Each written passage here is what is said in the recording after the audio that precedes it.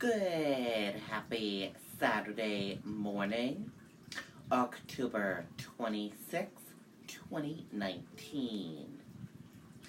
I'm Riley King, and welcome to the Riley King Newscast, right here on the Riley King Network. We have a lot of news to get to this morning, so let's begin. First up, part of Nashua neighborhood evacuated for hours during standoff. Cause of situation unclear. Let's take a listen to that video from WMUR News 9, Siobhan Lopez.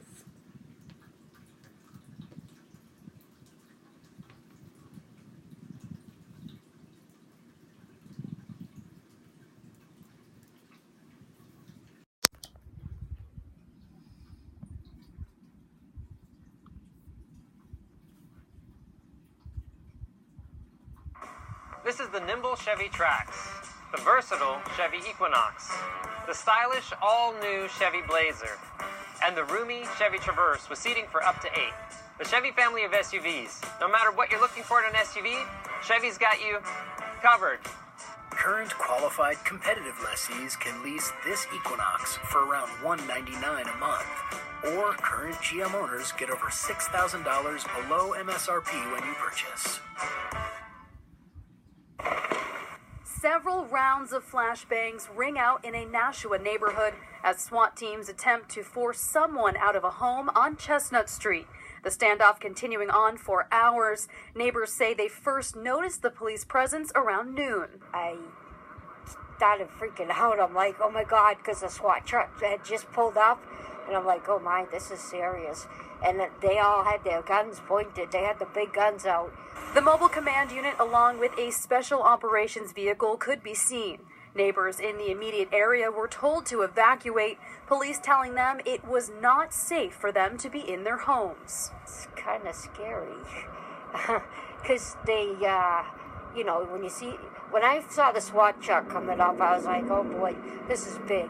And they were in a neighbor's yard, and one of the cops was holding a big gun, pointing it at the house. On the other side, there was 3 cops pointing guns at the house, and they had their shields. This all unfolding in a neighborhood across from Elm Street Middle School. Buses dismissed as usual, but students who walk home were held at the school until their parents could pick them up. Along with Chestnut Street, several others were shut down, including Ash and Hamilton. Many returning home from work could not get to their houses, forced to go somewhere else or wait outside in the cold for hours.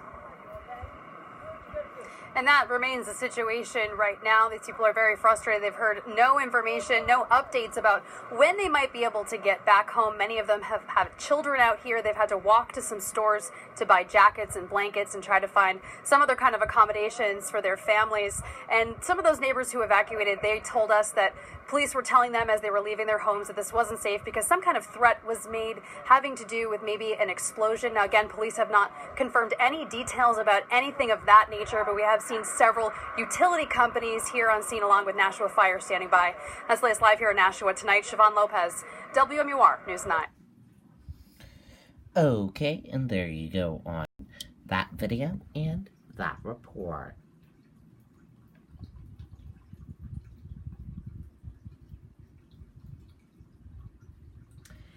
Seven arrested after fight in Manchester. Let's take a listen to that video from WMUR News 9.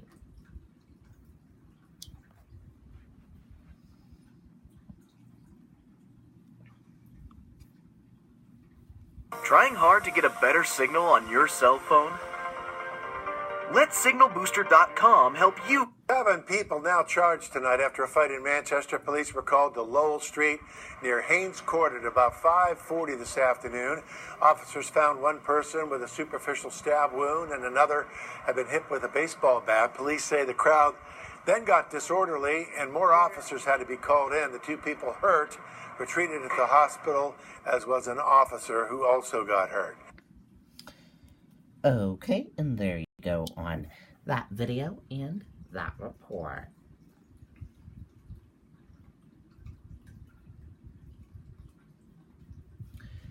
Democratic presidential candidate Bennett, Buttigieg, Cullenbulcher, and Steyer speak at Manchester fundraiser. Let's take a listen to the video from WMUR News 9, Mike Cronin.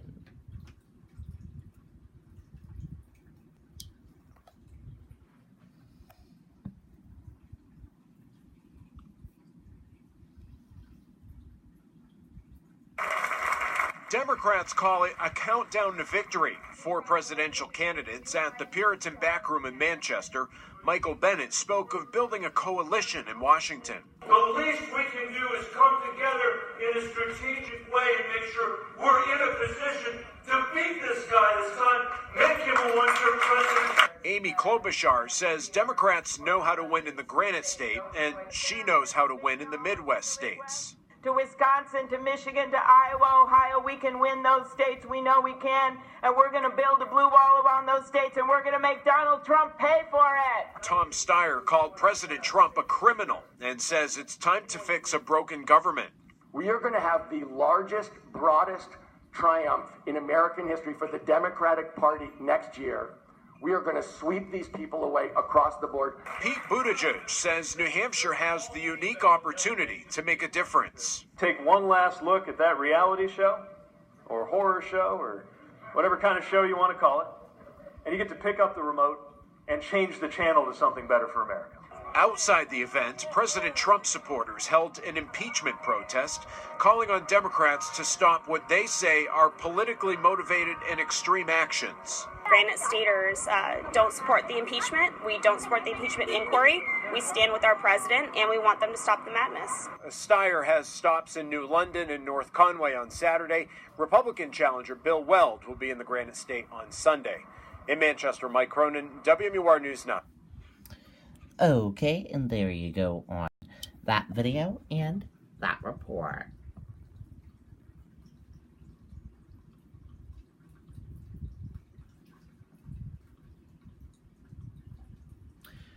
Rep. Elijah Cummings' legacy celebrated during Baltimore funeral. Let's take a listen to that video from ABC News.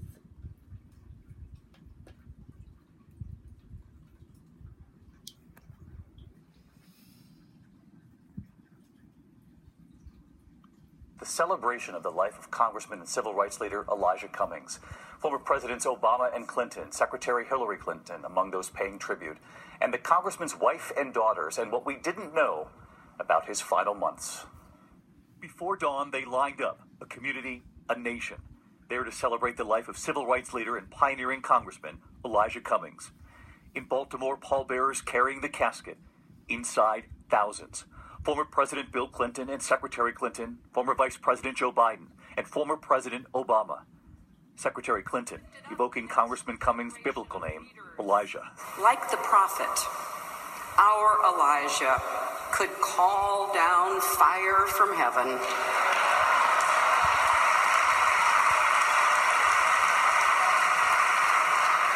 But he also prayed and worked for healing.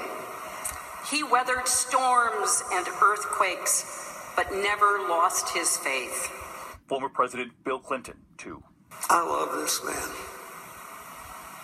I loved every minute I ever spent with him, every conversation we ever had. I loved his booming voice. But we should hear him now in the quiet times at night and in the morning when we need courage. And former President Obama on Congressman Cummings and his character. There's nothing weak about kindness and compassion. There's nothing weak about looking out for others. There's nothing weak about being honorable. You're not a sucker to have integrity and to treat others with respect. Elijah Cummings was the son of sharecroppers from the South, and he would tell his own children about their worth. Dad wanted me to understand and appreciate my blackness and truly feel that my rich brown skin was just as beautiful as alabaster or any shade of the rainbow.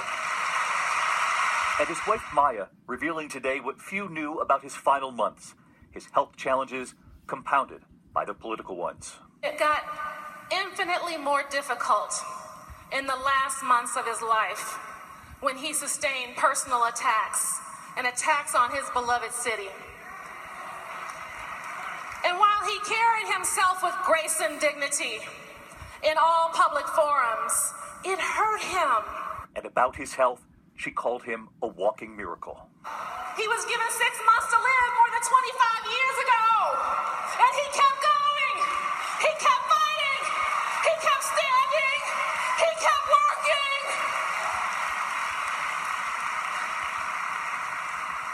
And it was my distinct honor and privilege to be his spouse. Congressman Cummings celebrated by his family and by a nation today. Hi everyone, George. Okay, and there you go on that video and that report. And all of us here at the Riley King Network send our thoughts and prayers to Elijah Cummings' family and colleagues and friends. And that does it for this morning edition of the Riley King Newscast right here on the Riley King Network. I hope you all have a great rest of your day, and I'll see you back here later on today for another newscast. I'll have a news report coming up in a little bit. Goodbye, everyone.